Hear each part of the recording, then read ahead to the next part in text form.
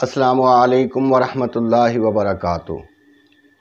میرے دوستو، یہ شعبان المعظم ہے، بڑی عظمت والا اور برکت والا مہینہ ہے۔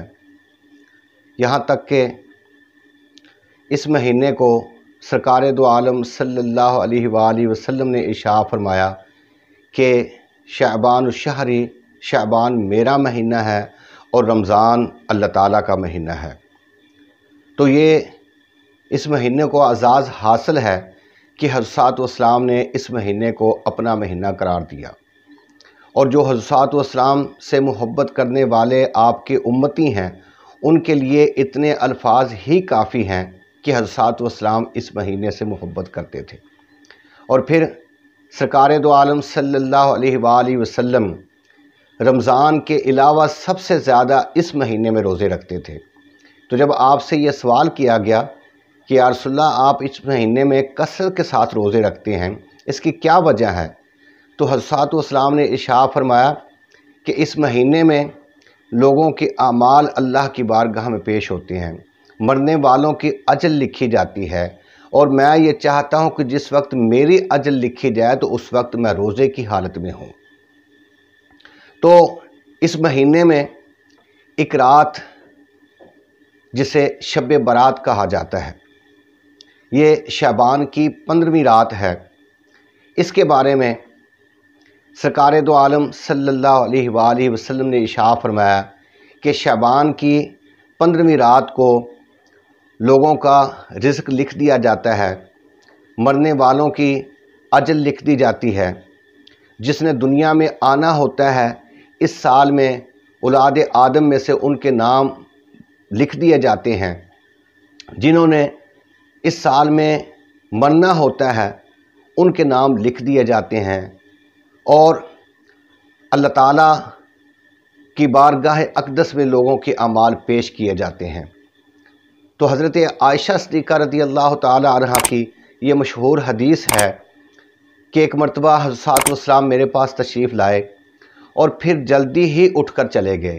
تو میں نے یہ گمان کیا کہ شاید آپ کسی دوسری بیوی کے پاس گئے ہیں، تو میں آپ کے پیچھے چلی تو میں نے دیکھا کہ حضرات والسلام جنت البقیع میں تشریف فرما ہے اور اپنا سر انور آسمان کی طرف اٹھایا ہوا ہے، اور آپ دعا مانگ رہے ہیں کہ اے اللہ اس بابرکت رات میں میری امت کی بخشش فرما دے۔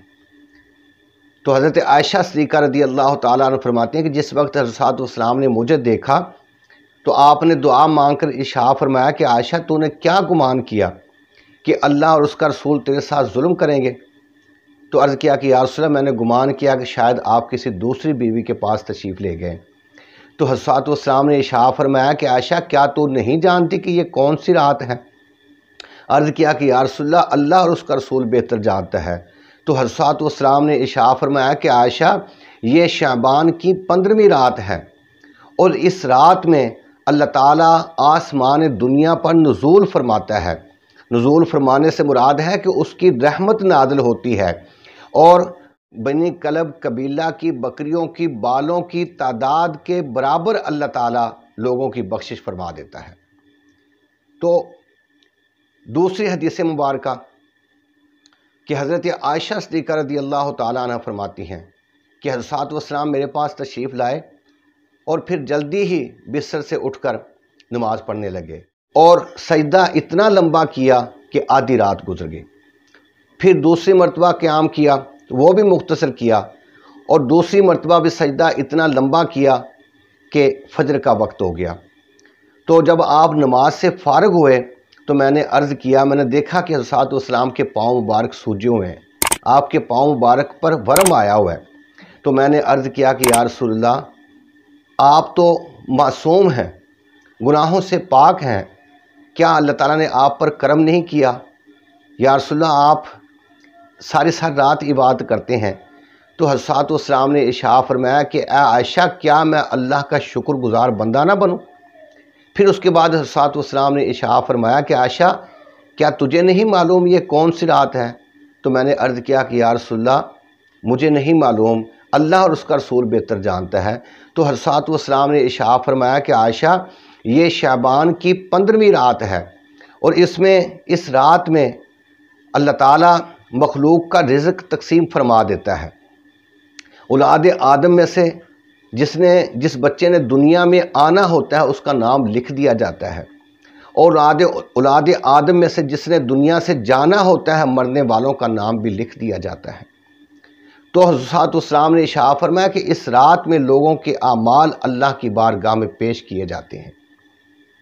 تو اللہ تعالیٰ اس رات میں خاص تجلی فرماتا ہے، اور اللہ تعالیٰ کی طرف سے ایک فرشتہ پکارتا ہے۔ دوسری روایت میں آتا ہے کہ اللہ تعالیٰ کی رحمت پکارتی ہے کہ ہے کوئی بخشش کا طلبگار کہ اسے بخش دیا جائے، ہے کوئی توبہ کا طلبگار کہ اس کی توبہ قبول کی جائے، ہے کوئی رزق کا طلبگار کہ اسے رزق عطا کر دیا جائے، ہے کوئی مصیبت زدہ کہ ان کی مصیبتوں کو دور کر دیا جائے۔ تو حضرت اسلام نے ارشاد فرمایا کہ اس رات میں اللہ تعالیٰ لوگوں کی بخشش فرما دیتا ہے، سوائے چند لوگوں کے۔ ایک تو وہ جو اللہ کے ساتھ کسی کو شریک ٹھہراتا ہے، اور دوسرا دل میں کینہ اور بغض رکھنے والا، تیسرا تکبر کرنے والا، چوتھا سود لینے والا، اور پانچواں والدین کا نافرمان۔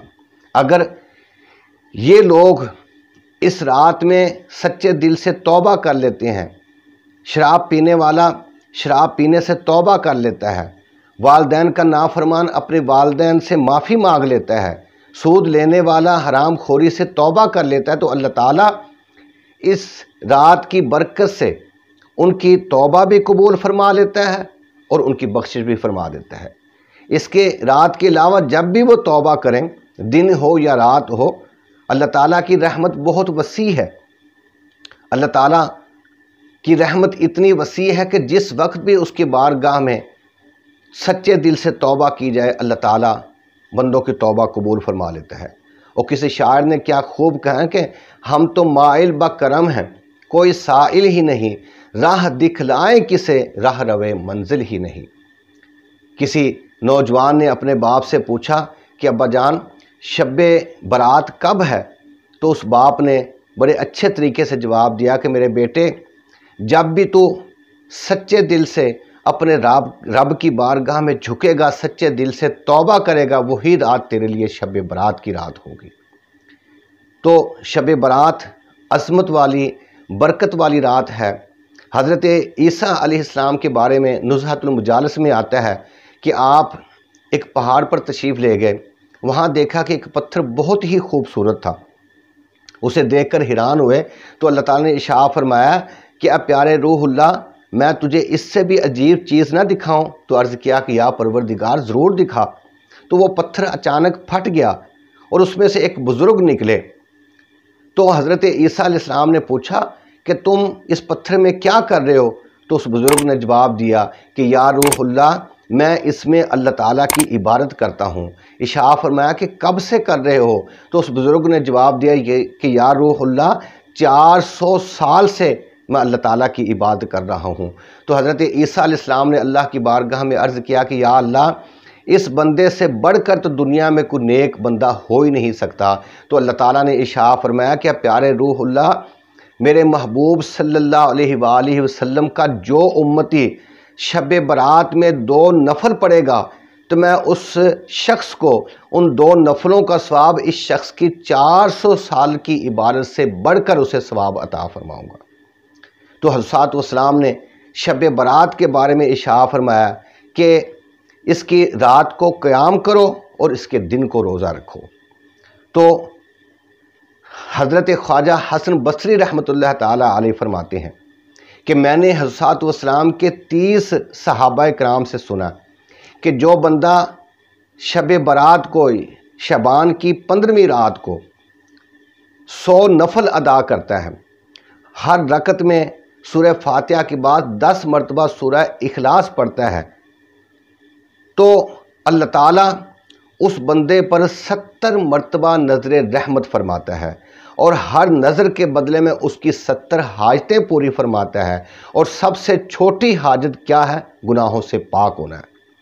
پھر حضرت علی رضی اللہ تعالیٰ عنہ فرماتے ہیں کہ میں نے حضور صلی اللہ علیہ وآلہ وسلم کو دیکھا کہ آپ شعبان کی 15ویں رات کو آپ نے 14 نفل ادا کیے 2 کر کے، تو اس کے بعد پھر حضور صلی اللہ علیہ وسلم نے بیٹھ کر 14 مرتبہ سورہ فاتحہ پڑھی، 14 مرتبہ سورہ اخلاص پڑھی، 14 مرتبہ سورہ ناس پڑھی، 14 مرتبہ سورہ فلق پڑھی۔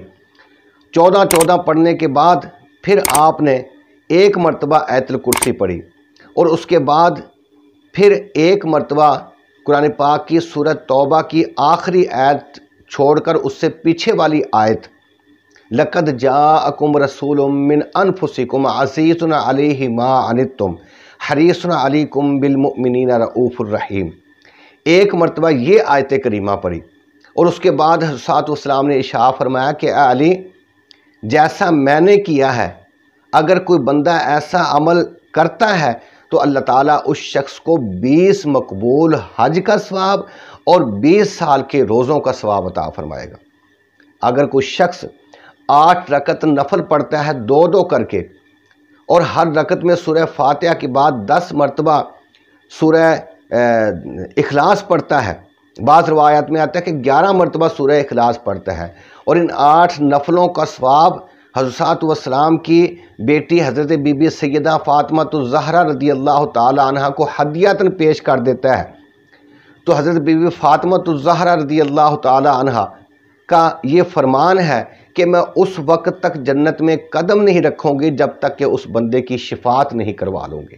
حضور صلی اللہ علیہ وآلہ وسلم نے ارشاد فرمایا کہ جبریل علیہ السلام میرے پاس تشریف لائے اور عرض کیا کہ یا رسول اللہ آسمان کی طرف دیکھیے۔ تو میں نے پوچھا کہ جبریل یہ کیسی رات ہے؟ تو جبریل علیہ السلام نے عرض کیا کہ یا رسول اللہ یہ شعبان کی 15ویں رات ہے، اور اس رات میں اللہ تعالیٰ اپنی رحمت کے 300 دروازے کھول دیتا ہے۔ تو یہ شب برات کی جو رات ہے وہ توبہ اور استغفار بخشش کی رات ہے۔ ہمیں چاہیے کہ ہم اس رات میں اپنے گناہوں کی معافی مانگیں، اللہ کی بارگاہ میں توبہ اور استغفار کریں۔ اللہ تعالیٰ ہم سب کی بخشش اور مغفرت فرمائے۔